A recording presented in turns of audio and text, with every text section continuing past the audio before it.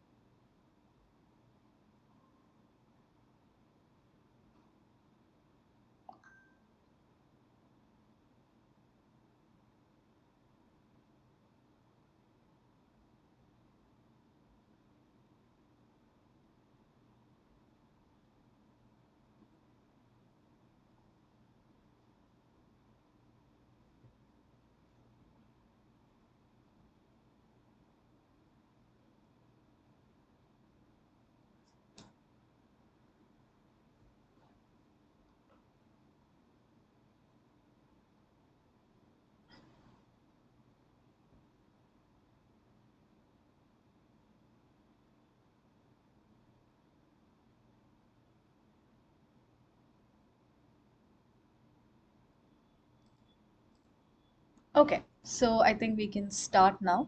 So once again, good evening, and today, welcome to today's session on exam preparation. So, as discussed, the exam questions will be very similar to the assignment questions. So I've just collated a lot of assignment questions and some things which we discussed before, some questions in which there was some confusions and all that, and more or less have gone like have taken from all the modules. So this is how the pattern would be more or less. So just to start with, all questions will have only one correct answer. There might be questions where different statements are given and then you will be asked to mark all the statements which are correct, but in the options there would be options which says only A is correct, only B is correct, or A, B, C are correct. So eventually when you're marking for your exam, final exam, there would be only one correct answer. So all the questions that we will be discussing today will be in this format itself, and you can expect a good split or a good weightage from all the modules. Maybe the last few modules, so this I'm just telling you because last few modules, maybe the weightage might be a bit less because the other modules, mainly because mostly you can choose any 10 assignments out of the 12, right? You need not submit all the 12 assignments. So considering all that, over the years what I've observed is that it would be from the first 10 modules and majority of the questions are coming 11 and 12. There will be questions, but maybe not as much as which are coming from. So if you focus on the first 10 modules, it should be easy. So 12th module we will be discussing on Monday, so that I've not included right now. Those, that's again very easy. So those, when we discuss on Monday, that will again be covered. So from module 1 to 11, what are the important questions and what we can expect, we will discuss right now. Okay, so with that, let's get started. So first question, which of the following functional domain does the core service public health come under? A, public safety and health services, B, public works and planning services, C, leisure services, and D, support services. Yes, so can someone answer this question? A, okay, A. Public safety and health services. Very good. Yeah, it is so it's public health, public safety and health services. Yeah, so these questions will be very similar to you. Already you would have already seen these questions. So we can just go this way where you're answering the questions, and if there's some doubt, then we can go for an explanation. Otherwise, we'll just simply quickly go through the questions and move ahead. Right. So the usually, so we say that there are 17 core services and 4 functional domains. So these are the 4 functional domains, and the question had also asked in which of the core functional domain does public health come under. So it comes under the first functional domain, public safety and health services. So for exam, the other questions can come. For instance, water treatment and distribution comes under which core functional domain. So then we'll have to mark public works and planning services. So this you can take a note or learn what are the services which comes under these 4 functional domains. Right. Problem 2. Which of the following service component comes under the line services according to William C. Baer? A. Police. B. Fiscal zoning. C. Rent control. D. Tax rate. Anybody?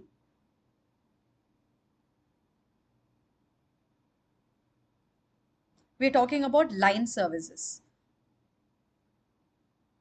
So we learned about different services. So we have line services, then we have meta services, and then we have the quasi-line services. These are the different services which we learned. Now Raja says D, tax rate. Okay. Anybody? Any other difference in opinion? Any other answers? Okay. So Shweta says A, very good. A, police. Yeah, that's the correct answer. So let's just look that into a bit detail. So we have the different government provided services are divided into line services and staff services. So these are the 2 main services. Now in staff services, we can have quasi-line services and then we can have meta services also. So by line service, we mean it is a continuous service which is given through a region. For instance, water, fire safety like fire, streets, housing inspection, social service, public health. Police also comes under that because it's for that continuous. You're not separating. It's a continuous service, which is there might be boundaries in between, but it is not interrupted. Once where one boundary ends, another one immediately starts. Whereas for staff services, which such as quasi line services, it comes and like there is some, so by quasi line we mean that there is a boundary which is involved, and that boundary is based on certain conditions. For instance, in quasi it is mainly related to physical, or when it involves money, then it becomes a quasi line service. For instance, the tax rate in one region can be different from the tax rate in another region. You might like there might be some other body which is involved in collecting. So even if there's no difference, there's a different body which is involved. So based on all this, it's said to be a quasi line, which means it is kind of continuous, but there can be some variations or there can be some uh, changes. So it changes based on zoning also. Then we have meta services where we have it mainly the control in that region is different. So for local control, physical zoning, finance, philosophy, so all this comes under the meta services. So yeah, so that's line services. So mostly you can expect question from this where something is picked up and then you're asked which service does this come under. So this was formulated by William C. Baer in 1985. Right. Moving ahead. Problem 3. Identify the true statements concerning municipal services planning. A. Each municipal service is unique and planning strategies for these services varies. Excuse me. B. Labor intensive services can be easily modified and adjusted with change in demand and delivery standards. C. Capital intensive services are usually repetitive. D. Distribution pattern for capital intensive services can be dependent on feedback and responses by the service recipients. Yes. Shweta says third one A and B. A and B. Yeah, each municipal service. So, okay. So before we go, we learned about capital intensive services and labor intensive services. And this question essentially asks about that. So each municipal service is unique and the strategies for these services vary. So that's a general statement. Yes, that is true. It is unique. Second one, labor intensive services can be easily modified and adjusted with change in demand. So that is also a correct statement. So that is what we mainly talk in labor intensive service. We say that it can be easily modified based on the feedback that we receive from the people, or based on the overall observation, it can be modified over time. But capital intensive services are not like that, because you're investing it for a design period probably of 25 to 30 years. So you cannot easily modify it. So there needs to be a lot of research which is done before some investment is done. So that is the next statement, which says that capital intensive services are usually repetitive. It is not repetitive. Labor intensive services are repetitive, but capital intensive services are fixed. So that's a wrong statement. And distribution pattern for capital intensive services are dependent on feedback and responses. No, it is only for labor intensive that we can take the feedback and modify. So that's also a wrong statement. So Shweta is right. Option A is the correct answer. We're moving ahead. Match the types of planning approaches with the most appropriate feature in the description column and choose the correct answer. A, inclusive planning, sorry, P, inclusive planning, Q, participatory planning, and R, integrated infrastructure and service planning. And the descriptions are special emphasis on women, elderly, and disabled person. 2, enhances service delivery and accountability. And 3, ensures incorporation of people's attitude and perceptions. Yes. Anybody wants to answer this question? Shweta says C. C, okay. C, yes, very good. C is the right answer. So we are mainly talking about these are the definitions of these different planning approaches. So we have learned different planning approaches. So inclusive planning, by the name, you include everybody. So you ensure that the minority and the people who usually whose voices are who we feel that whose voices are not usually heard, you need to include them also in the planning process. So that is where we give emphasis to women, elderly, disabled people, because usually we feel that they are not heard or they are suppressed in the society. So that is one. Then we have participatory planning. So participatory, by the term participatory, what we are meaning is that everybody participates in the planning process. So you need to involve people. So you need to ask certain questions to people, understand their aspirations, their expectations, and whether their satisfaction. So, and then based on this, they formulate certain planning method. They formulate certain plans which needs to be done, or future developments which needs to be done. So that is participatory planning. So that ensures incorporation of people's attitudes and perception. So that is 3. Then our integrated infrastructure and service planning. So we are so in order to integrate infrastructure and service, uh, we need to analyze what is the service quality. Then we need to see methods by which this can be improved. So that is why it enhances the service deliverability and accountability. So that's the final outcome which comes up after the integrated infrastructure and service planning. Moving ahead, identify the true statements concerning capital intensive project characteristics. A, operating budget covers the expenses associated with maintenance operations. B, capital intensive project location choice depends on the population and the land availability. B, capital budget covers expenses associated with recurring activities. And D, capital intensive project location choice does not influence residential location choice. So identify the true statements. Anybody?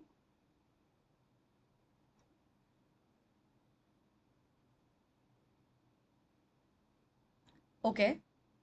So first one, A, is that true? Operating budget covers the expense associated with the maintenance operation. A. So Shweta says A. A is A and B. A and B are correct. And yeah.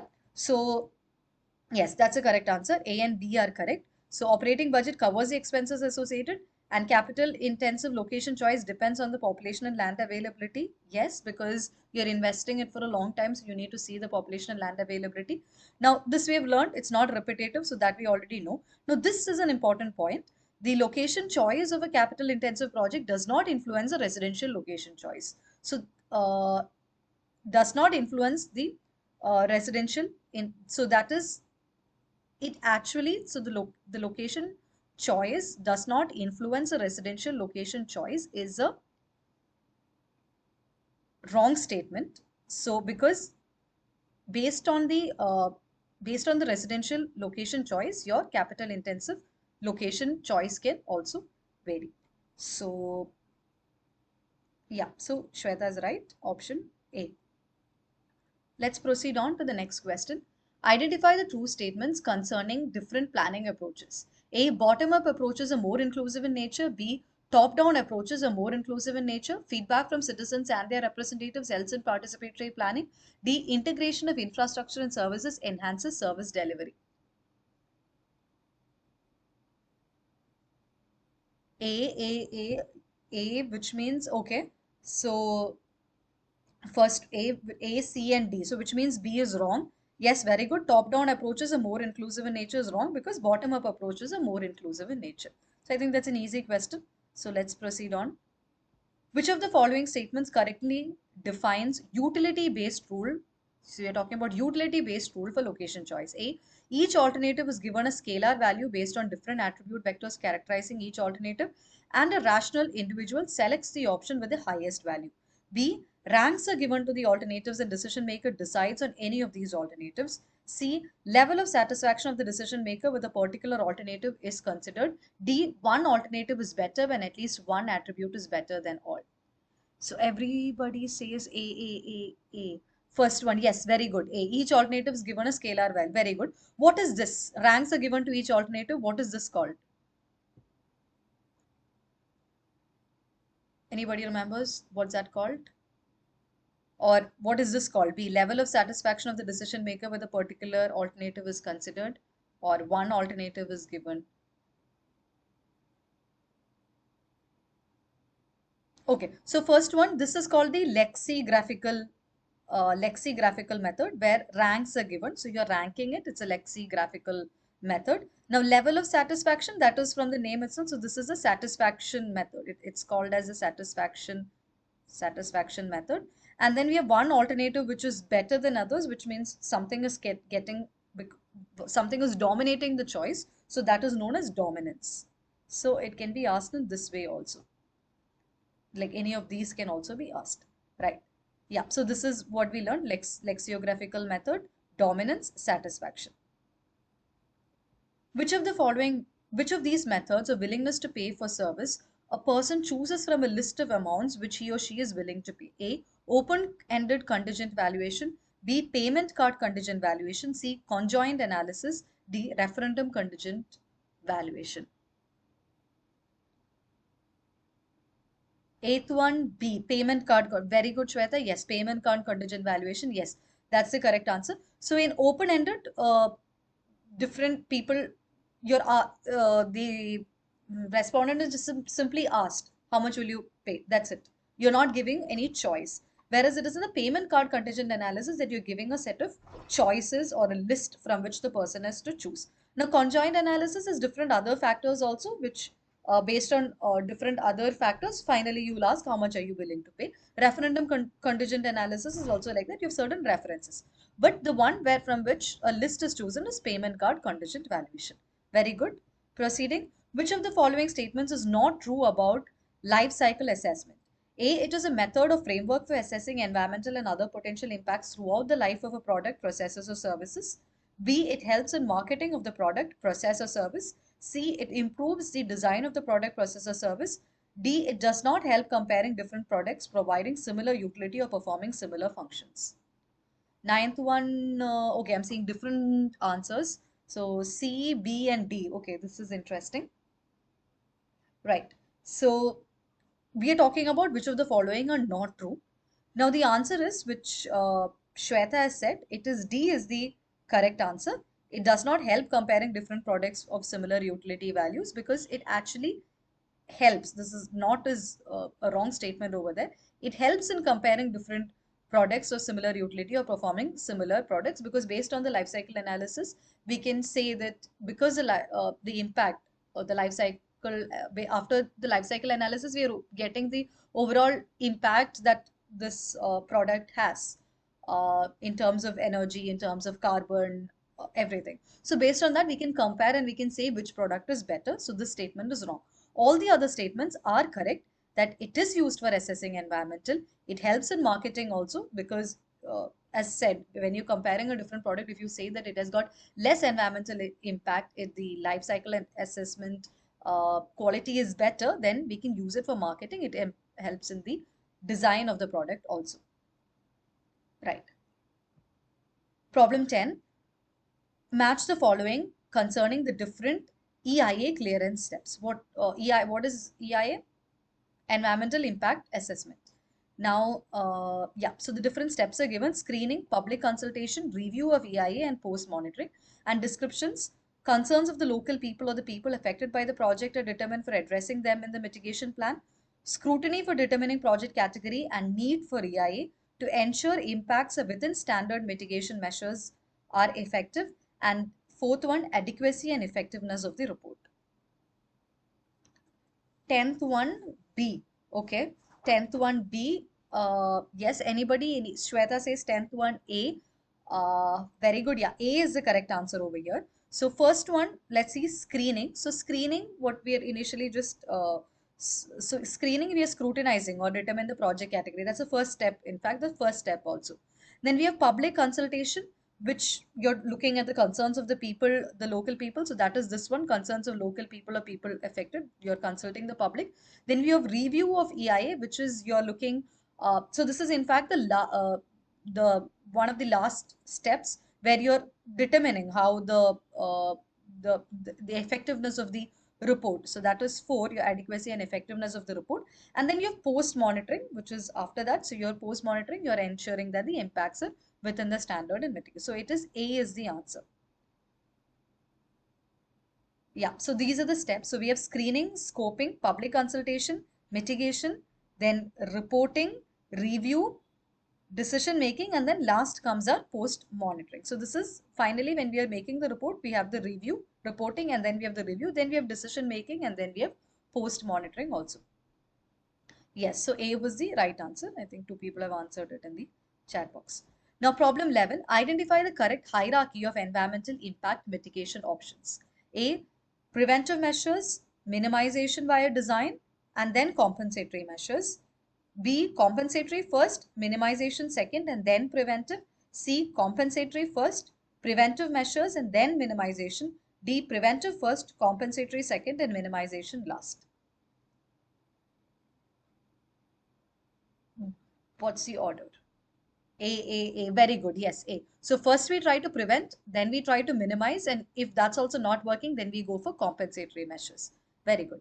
Problem 12. The population change after a certain period N with respect to period T can be given by A. Birth minus death plus in-migration minus out-migration. B. Birth minus death plus out-migration minus out-migration minus in-migration. C. Birth minus death minus in-migration minus out-migration, birth minus death, in-migration plus out-migration. 12th one, A, yes, very good. Birth minus death, in-migration minus out-migration. Yeah, that's the, yeah, L.A. Raj has also answered, Shweta, yeah. Venkatesh is very good, yeah. 12th one, it is A. So, what method was this again? Is it an economic method or a mathematical method?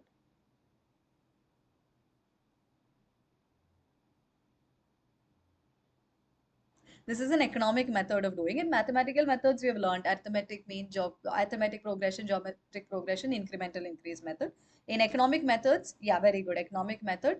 In economic method, we have learned this one. Then we have learned cohort survival method, ratio method. So those are the other methods which we have learned. Right.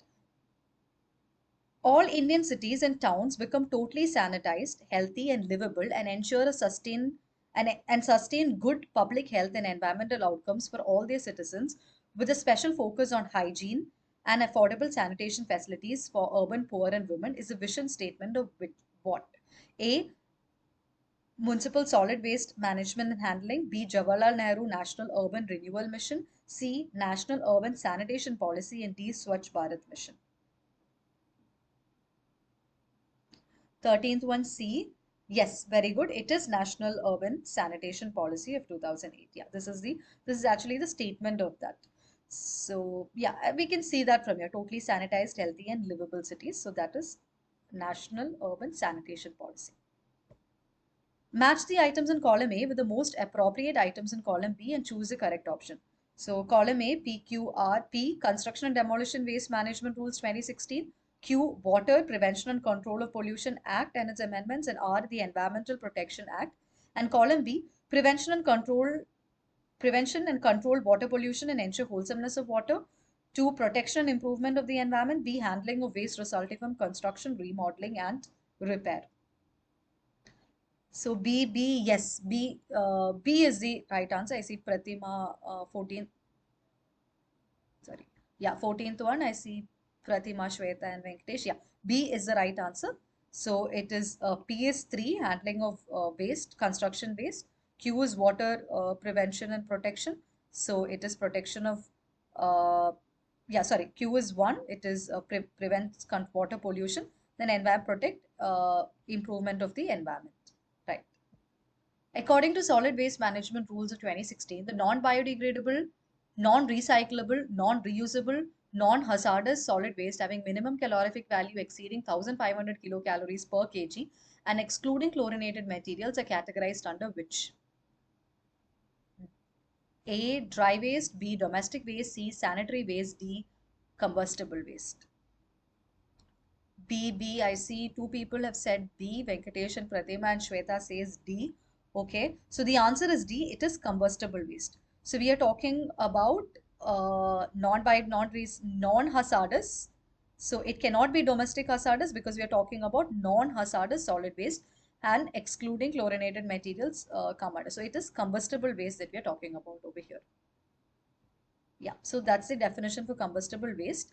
For domestic hazardous waste, it can be paint drums, CFL bulbs, expired medicines, and all that.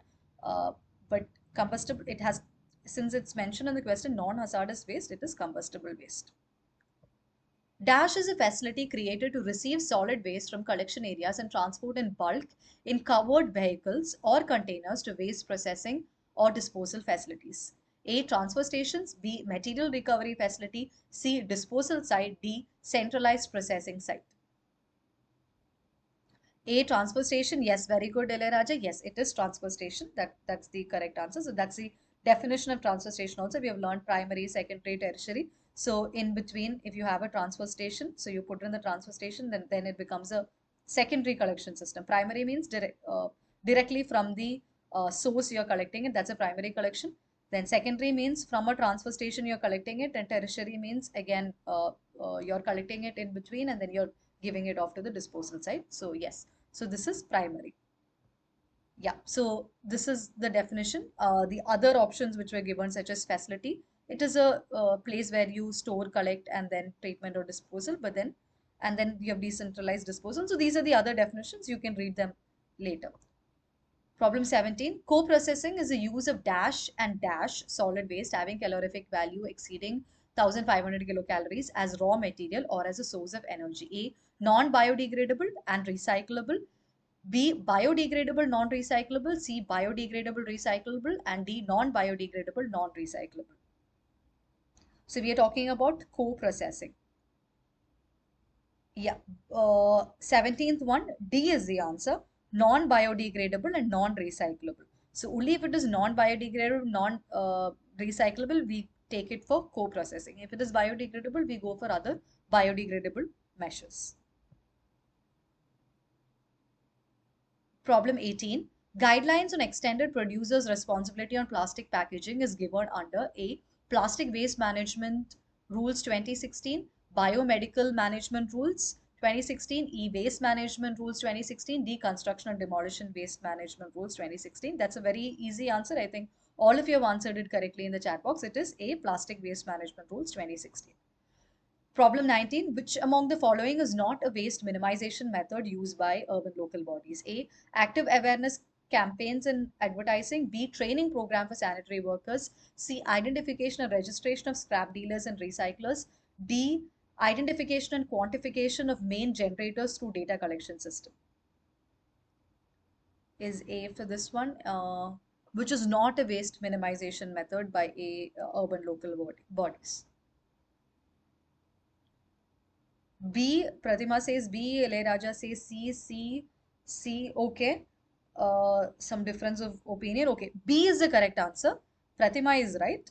It is training program for sanitary workers, because by providing training programs, we are not minimizing waste, but it is used in helping the solid waste management systems or improving the efficiency of the system. But waste is generated by the people, or the source is not getting affected. So for that, we need other methods. Why C, identification registering of scrap dealers is very important in minimizing waste, because otherwise, when they are in the informal sector, these scrap dealers will collect the waste, and whatever is not needed, they just dispose it off in just open areas. So that is again leading to increase in waste, because it's not getting into the proper waste management collection system.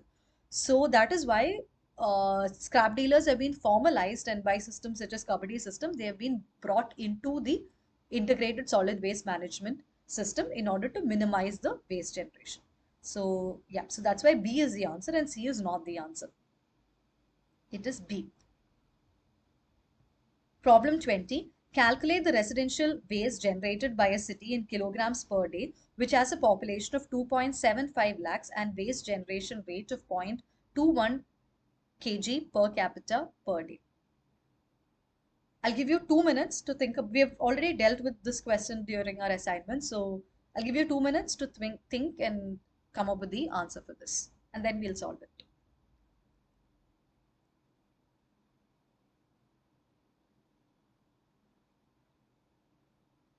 Pratima says A, 57,750 kilocalories. Yes, very good. That is the correct answer.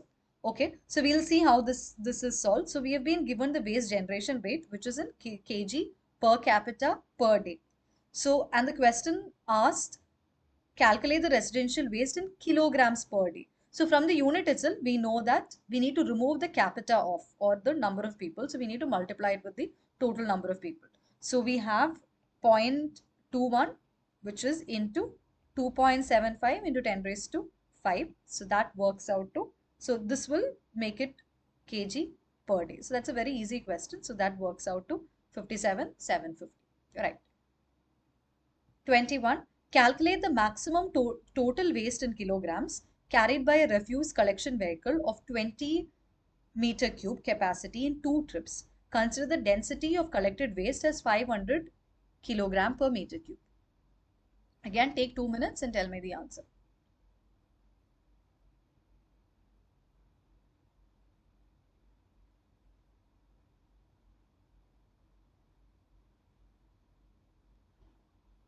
A, okay. 2000, okay. Somebody says 20, so C, which is 20,000, okay. Okay, so let's see how this is done. So here we have a container or a vehicle, and the capacity of that vehicle is given 20 meter cube. Now this is taking 2 trips, so it will be done twice. And we also know the density of the waste in this is 500. So 500 kg per meter cube. So we know that if you want to find kg, then we will, or mass is equal to density into volume. We know that. So in order to find the mass which will be there in one this thing, we will multiply the density 500 into the volume, which is 20, which will give us 10,000 kg. Now this is done twice, so into 2, so that is 20,000 kg. So the answer is C. Yeah, I think 1 0 just went off in Pratima. So yeah, it is 20,000. Like 22, calculate the air dry weight of waste sample if the wet weight of waste sample is 500 kg and have 20% moisture content. A 400 kilogram, B 1000, C 125. Yeah, again take 2 minutes and you can answer this.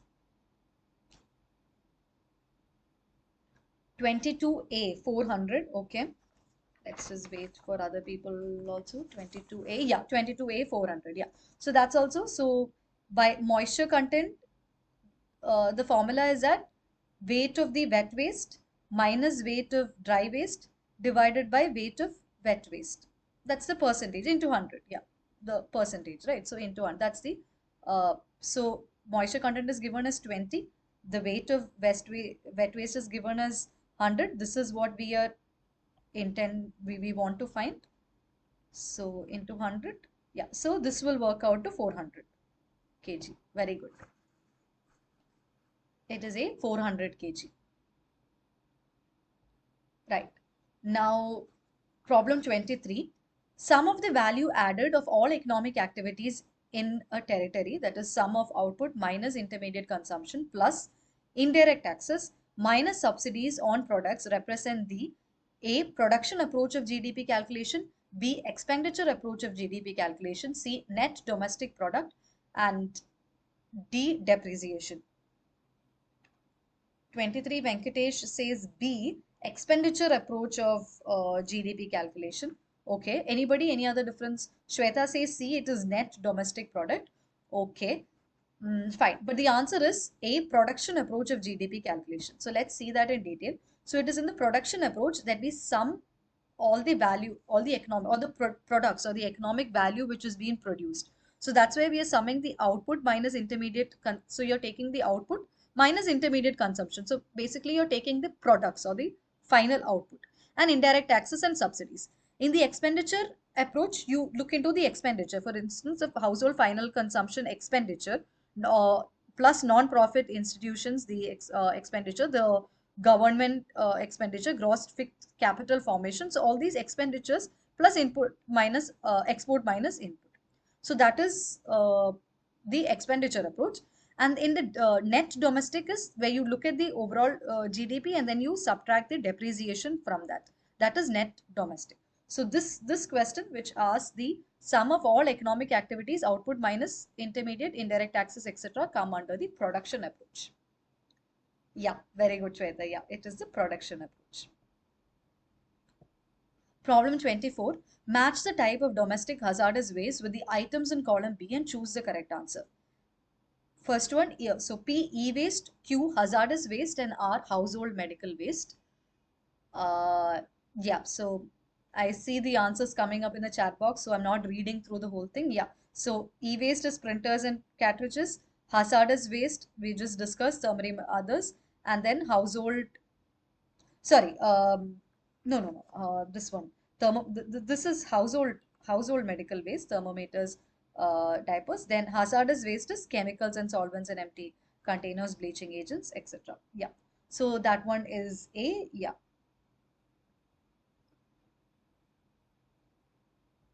Match the type of waste collection systems for individual generators with its likely characteristics and choose the correct option. P. Communal storage and collection, door-to-door collection, curbside collection, block collection. Characteristics: generator delivers waste at the time of collection. 2. Generator has to walk a certain distance for waste disposal. 3. Collection from each generator or premise. And 4. Waste is kept outside the house and the bin is retrieved later.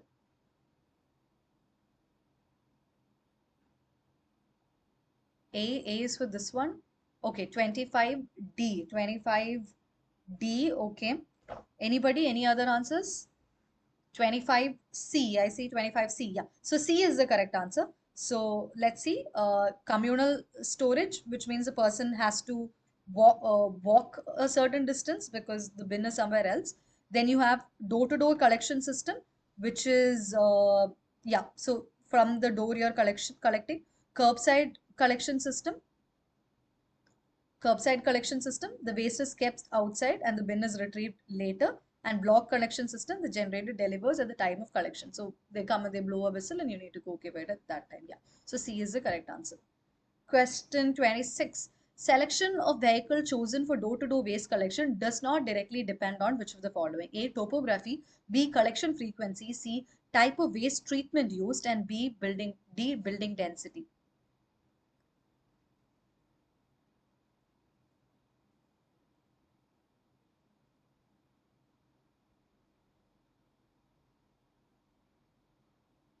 C. Okay, 26 one C. Yes, very good. Type of waste treatment use, because that comes in the later stage. Very good. Yeah. So now problem 27. Match the vehicles and equipment used in the waste collection with their most likely configuration description. Choose. Handcarts, layer loading computer trucks, light LCVs for door-to-door collection, dumper placers. So description: used to transport waste from storage depot to treatment sites, consists of 4 openings, 2 on each side, mostly used for construction and demolition waste transport, suitable for narrow lanes. So D, all of you says D. Yeah, so D is the correct answer. D, yeah, D is the correct answer. Very good. So, yeah, let's just quickly go through that. So, you have the first one, hand carts for narrow lanes. Then we have rare loading trucks for transported waste to storage depot. Uh, for door-to-door correction, we'll have these with four openings, and then dumper places, mostly used for construction and demolition waste. Which of the following statements are more likely to be true regarding door-to-door waste collection system in typical Indian cities? B. Urban poor and slum areas receive minimum solid waste collection. Q. Low income group areas receive maximum solid waste collection services. R. Collection is extremely inefficient in middle income groups. S. Collection rate is extremely efficient in high income group areas. D. Yeah. P and S. Very good. Yes, P and S is the correct. So P and S are correct, whereas the other. So most of you have answered it, so I'm just proceeding. The explanation is there over here. We have discussed this before, so I'm proceeding. Yeah, we'll do this question. This we've already done, but this is an important question, so you can expect a similar question in the exam. Determine the shortest route of using Dijkstra's algorithm. That's it. Now you can solve this. So yeah, so this is question 29. I think my numbering didn't change. Yeah, 29.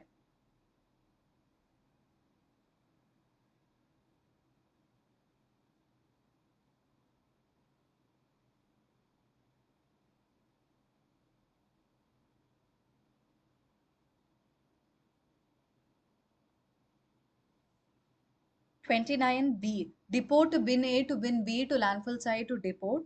Okay. What is the value that you're getting?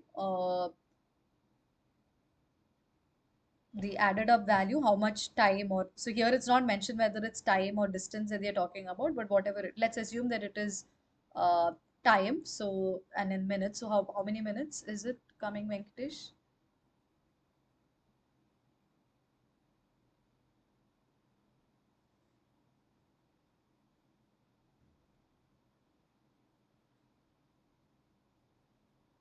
Okay, I'm waiting for one more person to answer this question.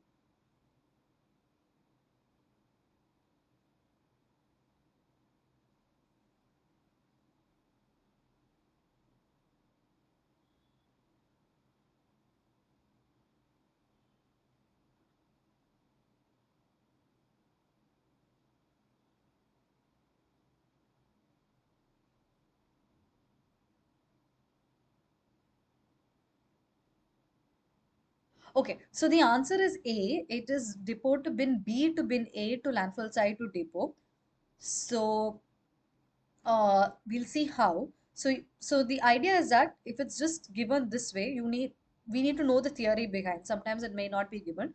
Our idea is to collect from bin A and bin B, and we know that landfill is the last site that we need to go. So the vehicle starts from the depot. It has to cover bin A and bin B. These are the two regions which it has to cover, and then it has to go to the landfill site, and finally it has to return to depot. So that's the so it has to return to the depot. We've learned it in our theory. When we are planning the vehicle, it eventually has to report. So option Venkatesh says option A 21. Ah, 21 8. Are you getting value as 21? 29. I mean, the question is 29, I think. That's one. Okay. The value, okay, let's see the value. So first, in order to go to the first region, we can take this route or we can take this route. We can go this way and then go to bin A. So eventually, I'm just telling you the value is 21. No, value should be 23. Let's see. Uh, First one, if you take this route, 2 and then 2, so this becomes 4 over here. So with 4, we are reaching Q. Compared to 5 and 4, 4 is lesser. So 4. Plus then we are going to bin B, so an additional 4. So with 8, we are reaching bin B. Now from bin B, we can go to bin A using 4 plus 4, 8 or 5 plus 2, 7. So we are taking the shortest one over here. So plus 7. With that 8 plus 7, we are reaching bin A. Now from bin A, we can just take 1 and then go to landfill side. So 8 plus 7 plus 1. So in 16, we are reaching landfill site. And then from landfill site, we are again going to 17, 18, we are reaching over here. Oh yeah, you're right. 21 is right. Yeah, 21 is right. I think this time's assignment it was 23. Sorry, I got confused. Yeah, 21 is right. So 18. Then we are again going back to depot 19, 20, 21. Yeah. No, sorry, 20. You're getting it in 20, not 21. 20. 19, 20. Yeah. So from 16, 18, yeah, 20. You should get it as 20. Have I gone wrong somewhere? Yeah, Shweta says 20. Yes. So you should get it in 20. If you go by this one, bin A to bin B, maybe it will be 21. But we need to always take the shortest route. So that is why A is the correct answer. And we are reaching in 20. So sometimes the question can also be like, what is the distance or what is the minimum time that you're getting? So that also will have to be answered. Right. Transfer problem 30. I'm proceeding. I hope there's no doubt. Problem 30. Transfer stations are required when dash. Cost of direct haul to disposal or treatment site by secondary collection vehicles is greater than the cost of haul by secondary collection vehicles plus additional haul using large bulk haul transfer plus cost of infrastructure and transfer facility plus modified infrastructure. Now the other option says that if this cost is less and if this cost is equal. Option A, yeah, correct. So if this cost of direct haul to direct haul is greater, then we put a transfer station so that you can minimize this cost. If it is equal also, we will not. If it is equal, we will directly go for a direct disposal. But if it is greater, then we will go for intermediate transfer stations. Problem 31. Which of the following is a composting process using earthworms?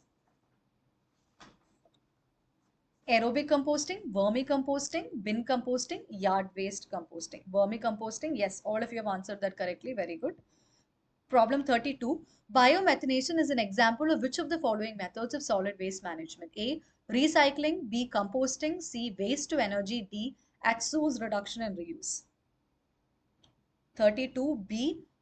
Biomethanation is an example of which of the following?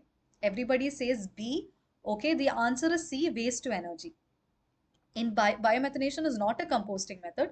It is a waste to energy method where biogas is produced or certain you keep it for some time and you're getting energy out of it. So it is a waste to energy method. So this is what we have discussed in integrated solid waste management. So in waste to energy, we have biomethanation, refuse derived fuel or co-processing. So we have discussed co-processing before and incineration. So these are the different waste to energy methods. Proceeding ahead, problem 33. Which of the following statement is incorrect about solid waste management rules? A. MRF is a facility for temporary storage of non-combustible municipal solid waste to facilitate segregation, sorting, and recovery of recyclables. MRF will have sufficient space for sorting of recyclable materials. Involvement of informal waste pickers, waste collectors for separation and collection of recyclable waste is not recommended. C. Non-biodegradable waste is transported to processing facility or MRF or secondary storage facility. So I see answer C. Yeah, so C is an incorrect statement. We have already discussed this that according to solid waste management rules, informal, it is recommended. It is given as it is not involvement of informal waste pickers are recommended, but it's given as it is not recommended. So that's the answer. All the other statements are correct. Problem 34. Match the following stages and their descriptions with respect to microorganisms in composting. Stages: A. Mesophilic stage, B. Thermophilic stage, C. Curing stage. And the descriptions are: screening of decomposed mass and then allowed to mature. 2. Compost becomes dark brown and gradually stabilizes. 3. Decomposition of easily degradable organic matter or intense metabolic activity.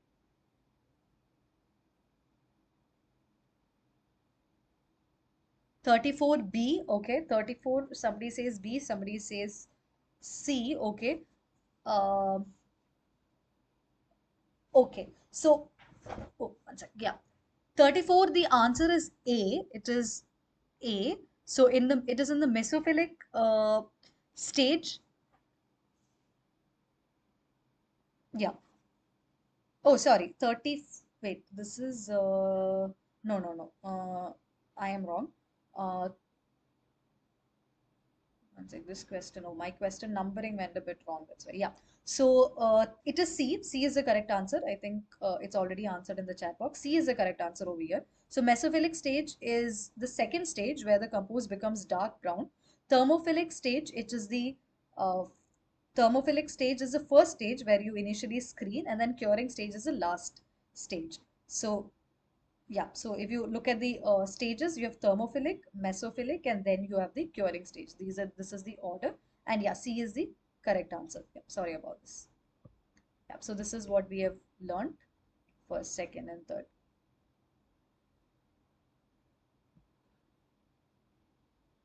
Yeah, so I made a small mistake in the numbering, so I'm going to 36th question right now.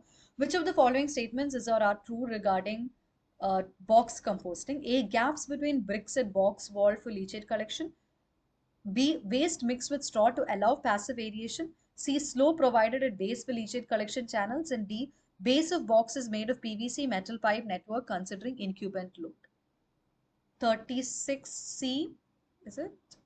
Okay, no, that was for the previous question. Yeah, so this one, which is a true statement? Which are the true statements? First one, is that okay? I see Raja says statement C and D are true. Okay, anybody else? Any other answer? Okay, statement D is a correct statement. Statement B and C are correct. First one, gaps between bricks and wall the gaps are not given for leachate collection, but the gaps are given for aeration or for to provide to prevent anaerobic conditions. So that's a wrong statement. Now waste mixed with straw to allow passive aeration. That's a correct statement. Now slope is provided in the base for leachate collection. That's also a correct statement because of the slope, the leachate can be drained out. The base of the box is made up of PVC or metal pipe. Considering incumbent load is a wrong statement. Partially it is correct. It is given metal pipe and PVC loads are given.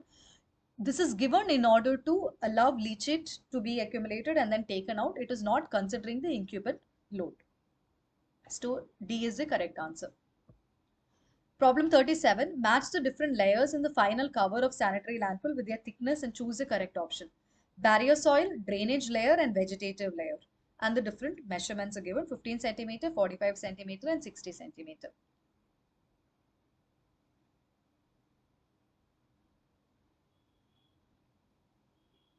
Yes, I'm waiting for the answer.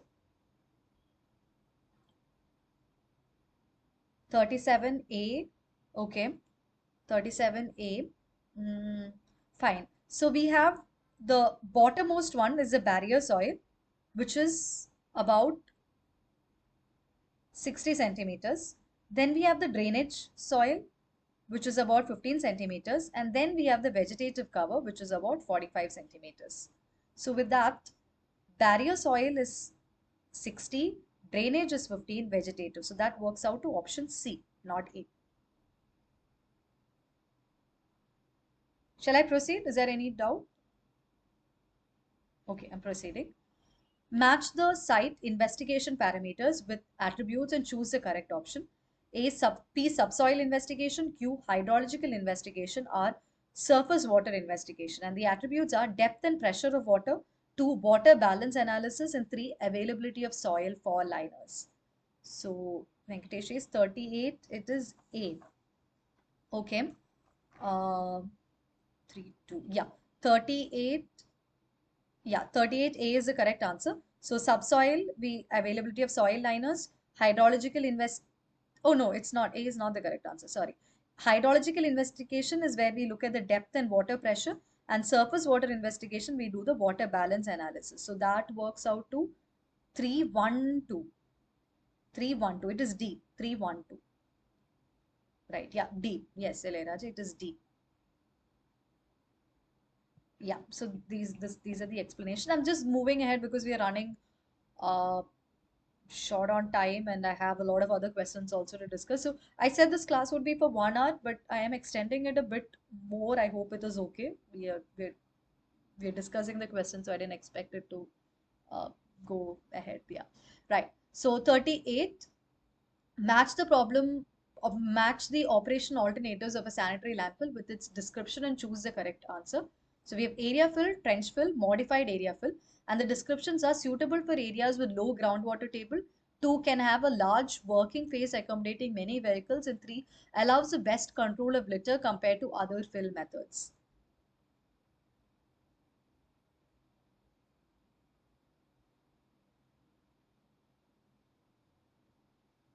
Okay, this one also there is a, this is problem 39. I didn't change the number. Yeah, it's 39. D is for this one. Yeah, D. Okay, so P is 2. Uh, area fill method, no, area fill method can have large working area. Trench, so area fill, we have the area and then we are filling it up like this. So it's on top of the ground. Then we have trench fill, which is down, that you're filling it down. So that's the most cleanest because you don't see anything. So it's the best method. So that's of litter compared to other methods. So that's 3. Then modified area fill, it's in which there is a trench, not as deep as this one, but there is a small trench, and then you also put on top. So that it's there in the bottom as well as the top. So that is why we're doing it on top also, because the groundwater table might be very, it's not very low. So area sorry, the suitable for areas with low groundwater table. So it is really, the groundwater table is low. So because of this we can go for a trend. So suitable with areas with low groundwater table. So that is 2, 3 and 1. 2, 3 and 1, which is A. Yeah, A. Well, Raja, very good. Yeah. Okay, so that's just repeating. Now, problem 40. Groundwater management is a process of sanitary landfill. Groundwater management in the process of sanitary landfill is done through which of the following methods? A. Hydro seeding, B. Terracing, C. Detention basins, and D. Slurry trenches. C. Detention basins. Okay. Anybody else? Any answer? Any other answer? A. Hydro seeding. Okay. Fine. The answer is D, slurry trenches. So I understand where you're coming from. So the question asks groundwater management. So you're talking about groundwater management. Ground in slurry trenches, what you're doing is that you're creating an impermeable membrane. So this is the groundwater level, and if this is your landfill, you're doing, and then you're making an impermeable membrane over here so that the leachate doesn't come down into the uh, groundwater table. Whereas other methods, hydroseeding, terracing, and detention basins, these are methods of controlling surface water. Surface water management. For instance, if there's a rain and so if the surface water is not managed, then this water can enter into the landfill, and it if it enters the landfill again, the moisture content in the landfill is increasing and it will increase the leachate. So because of that, we do hydroterracing so that the water does not go into this landfill region. Terracing and detention basins are also done for that.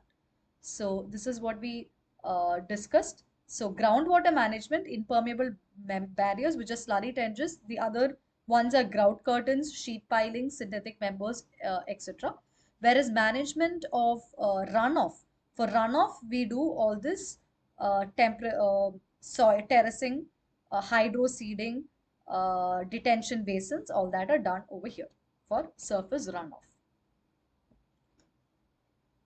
Problem 41. Choose the correctly arranged sequence from the most preferred to the least preferred solid waste management option according to CPHEO 2016.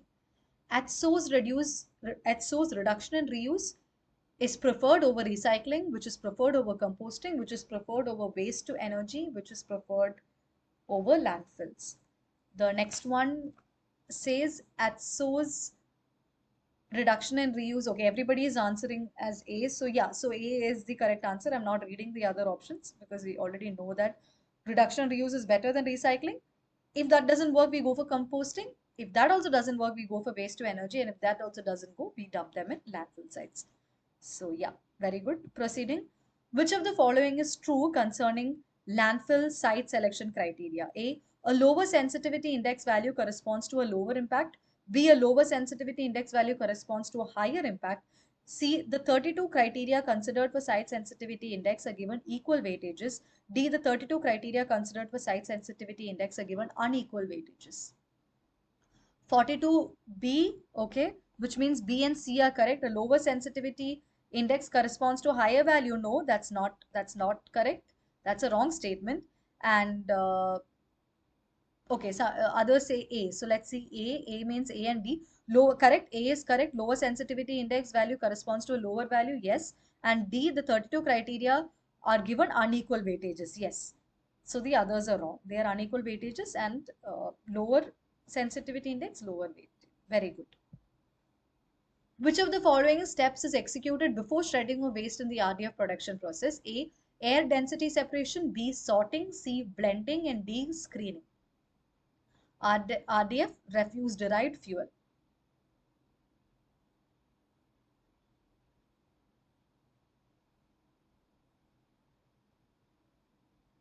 43B, Shweta says B, very good. Yeah, sorting is done before that. So this is, so in the RDF, so we have sorting or mechanical separation, size reduction, and then comes our then comes our shredding, and then comes all these others. So the question also asked, before shredding, what is done?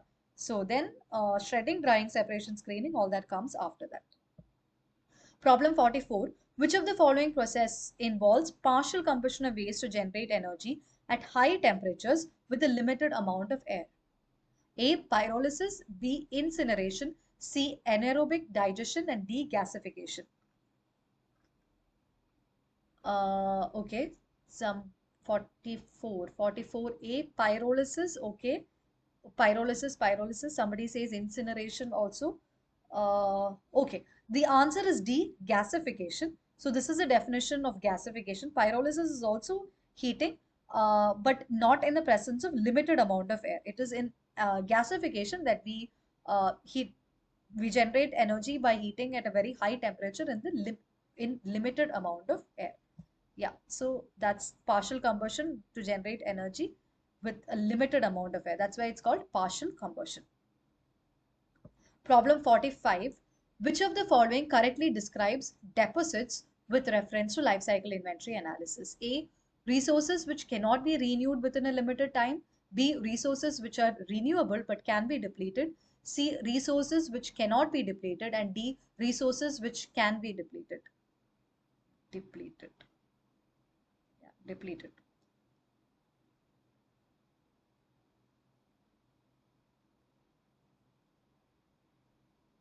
So we are talking about deposits. What were the other things which we learned? Deposits, funds, remember?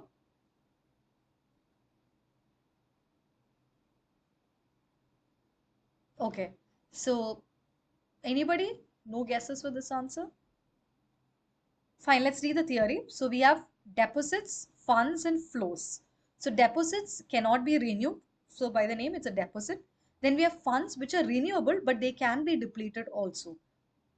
Like for example, wood, fish, etc. Then we have flows which will never get depleted, such as wind, solar energy, and all that. So it's depleted, yeah. Yeah, but these can be deflected, yeah. But they cannot be depleted. Yeah, so this was correct. This can be deflected. That was correct. Yeah. So the answer to this one is resources which cannot be renewed within a limited time. They are known as deposits.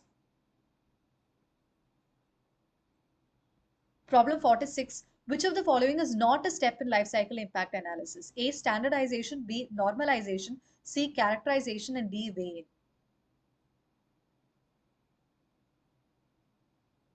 D. Weighing. Okay. Okay. C. Characterization. Fine. Okay, so the answer is A, standardization. They have asked which is not a step. So we have different steps where we have first one, normalization is done in order to when there are different elements of different magnitudes, in order to make them relatable, we do normalization. Then we do grouping, and then we do weighing. Grouping means sorting, and then we do weighing also to weigh the results. By this weighting doesn't mean you're actually weighing it. You're weighting. You're giving importance or ranks that way. And we also have characterization and classification. Characterization is means we look at to what are the quantify the contributions and the impacts and all that. So, but the term standardization is not there. Normalization can be like, it is a method of standardizing it, but the term standardization is not there. It's normalization that we use. So this, while discussing the assignment, also a lot of, I guess, there was some confusion in this. So this can be noted as a important question. Problem 47, plastic that undergoes degradation by biological processes during composting and does not leave visible, distinguishable, or toxic residue is known as dash A, biodegradable plastic, B, thermoplastic, C, virgin plastic, and D, compostable plastic. Very good. It is decompostable plastic. Yes. So this is a definition for compostable plastic. So it can undergo composting. These are the other definitions. So you may go through this also later because some other definition may be asked. Problem 48. According to BIS classification, how many categories of plastics are there? A7, B8, C4, D6. A7. Yeah, very good. 7 is the correct answer. So these are the 7 classifications uh, which we have already learned. These are the 7 classifications. The details are given over here. Problem 43. Match the category of biomedical waste with the color code of their respective waste bins and choose the correct option. P. Anatomical waste. Q. Infected plastic waste. R. Glass waste and metallic waste. S. Metal sharps. Color code red, white, black, blue, yellow. So is A for this one? No. C, yes, C. C is the correct answer. Very good. So we have anatomical waste, which is yellow in color. Then we have infected plastic waste, which is red in color. Glass and metallic waste, which is blue in color, and metal sharps, which are given in white in color. Black is not used. So these are the different colors which are usually used. Problem 50. Match the type of plastics with their respective properties and choose the correct answer. P, HDPE, high density polyethylene, bakelite, R, multi-layer and laminated plastics, and S, polypropylene. And so they're basically asking which is recyclable and which is non-recyclable.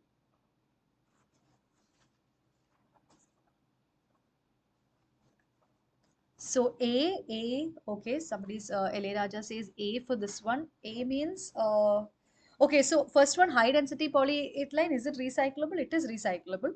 Bakelite, it is non-recyclable. Multi-layer and laminated plastics, that is also non-recyclable, whereas polypropylene is a recyclable plastic. So that works out to option C. And option C, not option. This one is recyclable. That's the only difference. That's why it is option C.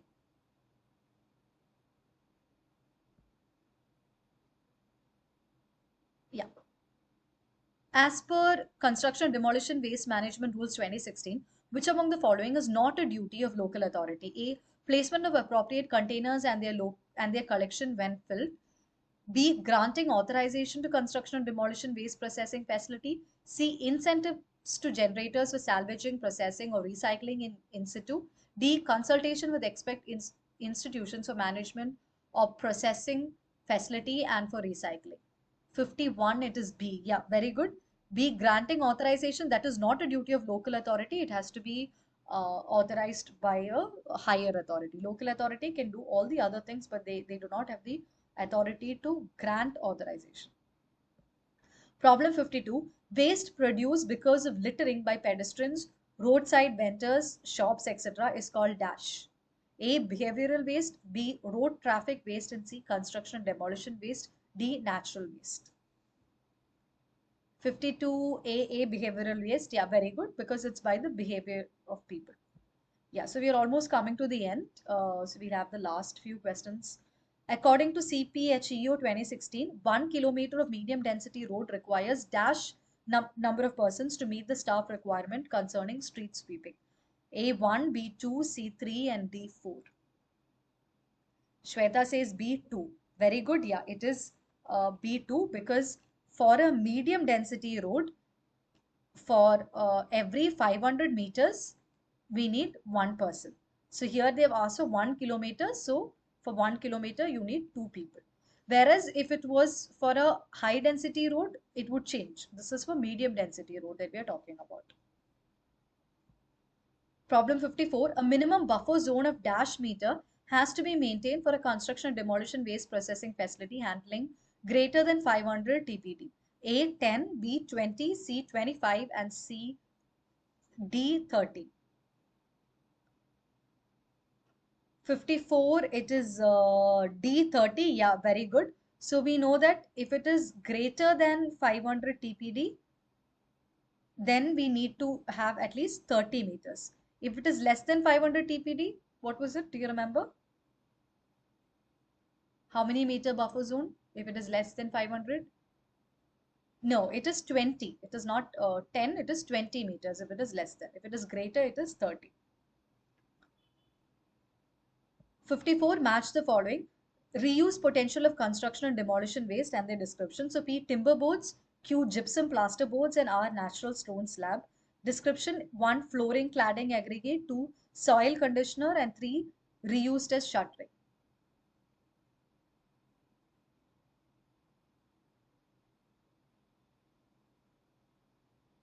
B, okay, B. Uh, yeah, B is the correct answer. Timber boards are used as shuttering. Gypsum boards are used in gypsum boards are used as soil conditioners, and natural stone slabs are used for cladding. Yeah, so B is the correct answer. 56. Which of the following is not commonly identified with National Health Policy of 2017? A. Reinforcing trust in public healthcare system. B. Universal health coverage. And C. Reduce environmental and health hazards. And D. Emergency services in public hospitals. C. Very good. Yeah, reduce environmental health hazards. We've just discussed this in our previous week's discussion. So yeah, that's not a policy of national health policy. 50, 50. Yeah. Mm, I forgot what was the number. 57. Yeah, 57. Which of the following steps is executed before shredding of waste in RDF production process? Oh, this we have already discussed. I think that was a repetition. Sorry. Yeah, 57 is here.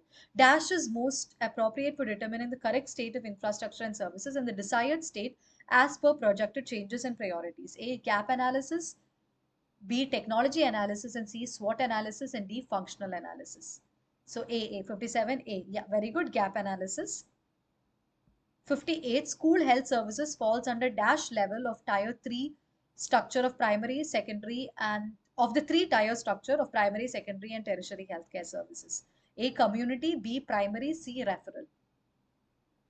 58, A, B. Okay. 58, it is community services. School health services falls under community services. 59, according to IPHS guidelines 22, the number of hospital beds have to be determined based on A, actual population, B, local epidemiology, C, burden of disease, and D, community requirements. 59. 59D, all of them. Yes, A, B, C, and D. Very good. Yeah, all of them. Last question. The population of a city is 1 lakh. Match the number of educational institutions required with the type of educational institution. P, primary school. So, primary school, secondary school, residential school, and handicap school. And the number of schools are given 1, 2, 25, and 13. And the population is 1 lakh.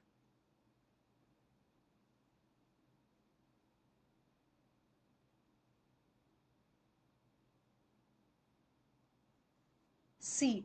Okay, yeah, C is the correct answer. So primary schools, we need 25 primary schools, senior secondary schools 13, residential schools 1, and handicap schools 2. So why? Because this is one case from this case study only we got this, but it is based on the URDPFI guidelines. So we need primary schools 1 for every 4,000 population. Now since the population given over here was 1 lakh, for 1 lakh divided by 4,000, we need 25. Then senior secondary schools, we need 7,000 for every 7,500 people. We need one school. So for 1 lakh, we're dividing, we get 13. Then residential schools, one for 1 lakh, so one. Then handicap school, one for 45,000 population. Our population is 1 lakh, so we need uh, we need two handicapped schools over here. Yeah. Okay, so those were some questions. I guess an overview, you might have got an overview of how the questions would be. I mean, these are most of the questions are from the assignments only. It is nothing new to you, but you might have been able to brush through whatever was learned before. So since our time is over right now, I will stop for today. We'll see you all on Monday. Monday, after we finish week 12, we will again have a small discussion on all the doubts that you have regarding exams or exam preparation and all that. So we'll again have a very small discussion on that on Monday.